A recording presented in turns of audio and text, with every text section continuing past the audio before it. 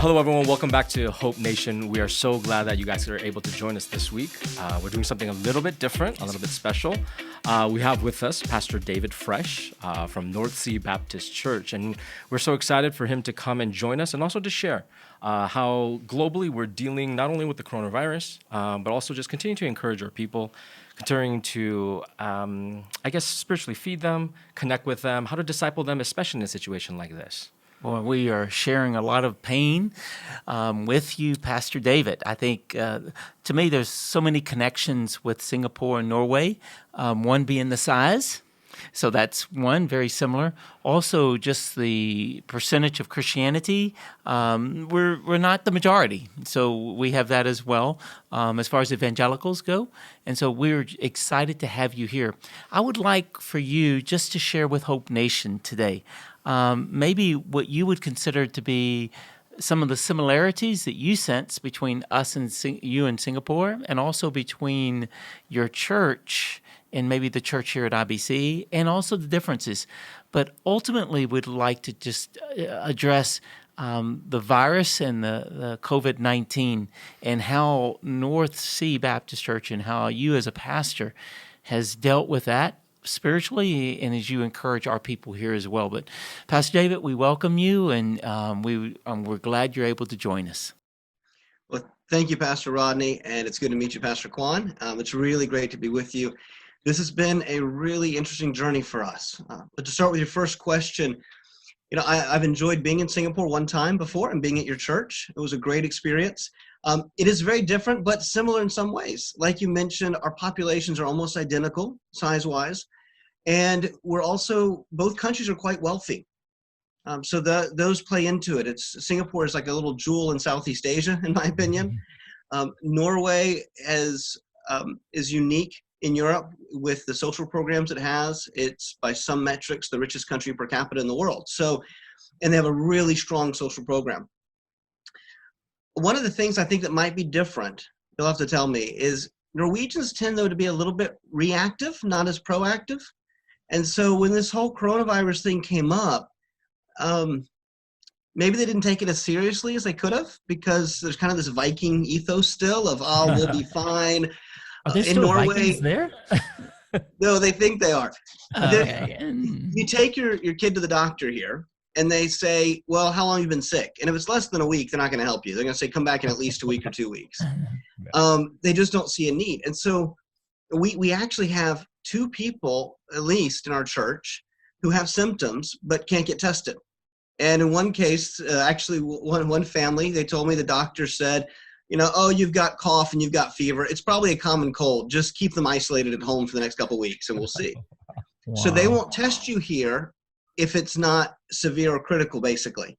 So our numbers that you're seeing are probably not anywhere near the true numbers.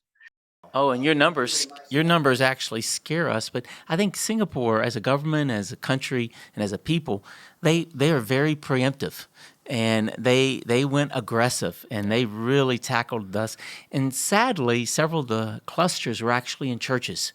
So we had to deal with some things straight from the government, which was really helpful and healthy for us. Yeah. We really felt much more safe and secure. So I'm wondering if the relationship between the church and the government and what that looks like for you there. So because they were more reactive, everything kind of went on a little too long. And then, as you've seen our numbers, it's exploded. And so the government suddenly, a week ago, it was either last Thursday or Friday, suddenly went, oh my goodness, we have something big on our hands, we better react. And it went from no reaction to nuclear. And they decided to close the schools, they decided to close the churches. Now, Norway is a post-Christian country, so it used to be that many will still say they're Christian, but the actual number of believers is a small percentage. And so most of the churches are run by the government. So the government shut down all the churches and then asked those of us that are not run by the government, those of us like Baptist churches, that we would please not have service. And so last week, we wanted to stand in solidarity with the Norwegian people. We wanted to be a part of showing that we love our city, we love our nation, we want to help. And so we made that change. Boy, that sounds like you guys are addressing a lot of things quickly. And I think one of the questions our people would love to hear, because here in Singapore, and I'll let Pastor Kwan deal with a little bit of this, what is the uniquely Norwegian response to the crisis? And so let me ask Pastor Kwan first what you've seen. What is uniquely the Singapore response to the crisis? And then, David, if you could maybe address that second half. Yeah, I mean, I've only been here like 7 months, so I don't know if I could speak on necessarily all of Singapore. I think one of the things that I have been amazed in, and I think you touched upon this, is because they are so structured and because we trust the government so much, I think once the government and especially the prime minister says something, everyone kind of follows in line and just goes along with it. For a little bit, when the coronavirus kind of hit and the numbers were going up, there was a little bit of a panic buy, and so we saw it in the markets where some of the toilet papers were out, a little bit of the water. But the moment that the government came out and said, no, there's no need to panic, you don't need to wear masks if you are not sick, and they just gave a very good guideline. Pretty much, I would say, the majority followed along. You don't see people here wearing masks unless they're sick. So in that sense, I was actually very surprised because that's a little bit different than other parts of Asia, where regardless of what the government says, they're going to do their own thing. But here, that's been what I think I've been really pleasantly surprised at, as people have really tried to follow along. I think a social consciousness of it's not just me, but it's to the person next to me that I really need to be responsible for. So again, that's I think the way Singaporeans have responded. Is there anything that you would say, hey, is uniquely your church, Norway, Norwegians, how have they responded to this? In some ways, there's a lot of similarity there. So at first, just over a week ago, before the government got involved, nobody was worrying about it, basically. Most weren't. And so I made some changes to church. This is a Sunday a week ago, and we did some things differently with communion just to be a little bit safer and put hand sanitizer out. And I actually had some negative feedback, some positive as well, but I had a couple of people who said, you're making a big deal out of nothing. Why are you addressing this? And yeah, I've been vindicated now. They're not saying that. Yes. But that's just a week and a half ago, guys, right? Because the government had said nothing. They're saying, Pastor, because we did a really cool thing. Instead of we have bread in a plate here, well, we put each piece of bread into one of the little cups, just like we use for the juice, for communion. It's just little safety things. We did a few things like that. And actually people saying I was making too big of a deal. Then when the government comes out on Thursday or Friday and says, you guys need to shut down, suddenly everybody's supportive because we do have a high trust for government here, similar to Singapore. We have a good government like you guys do. People really trust the government. And so once they came out and said, oops, this is out of control, we need to make some changes, then there was support and everybody's been really supportive. The one negative maybe is some people went from a cavalier attitude to panic. And so suddenly, I was actually out of the country. I was in Croatia when all that hit. And my wife's sending me pictures from the grocery store. And like other places, there was no toilet paper. There was no vegetables. There was like one potato left in one of the pictures she sent me. And usually we have piles of potatoes in Norway. So it was almost like cavalier to panic.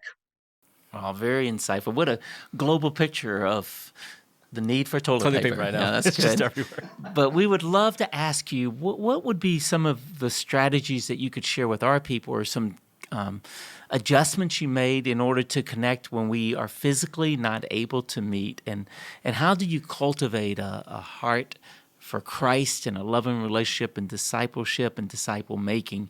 And maybe you can just encourage our people with how you and your church have responded to this. Well, Pastor, we are just figuring it out. So we don't have all the answers. We're figuring this out as we go. But one of the things that's really been on my heart is we don't want to lose community during this time. Our church is not a building. It's not even a Sunday service. It's a community of people.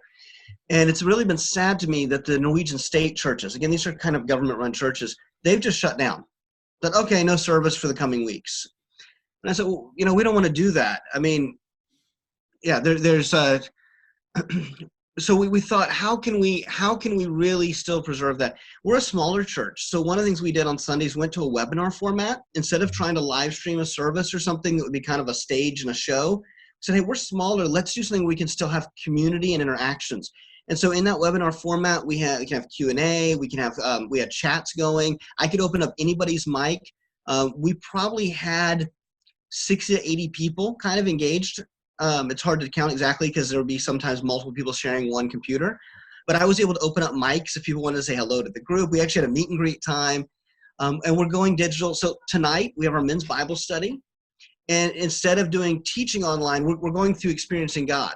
So we're going to watch the video that Richard Blackby puts out at 7 o'clock on our own. We've told guys, meet at 7 like normal, but do it on your computer, and then sign into Zoom, and we'll have a discussion. So finding hybrid ways like that to try to still connect. Oh, that is so encouraging. I was going to ask you how they responded, but they seem to be responding really, really well. We're encouraged by that. But we love our connection with Norway and with you, and just especially as an International Baptist Church. And I think our people would love to hear how we can pray for your church.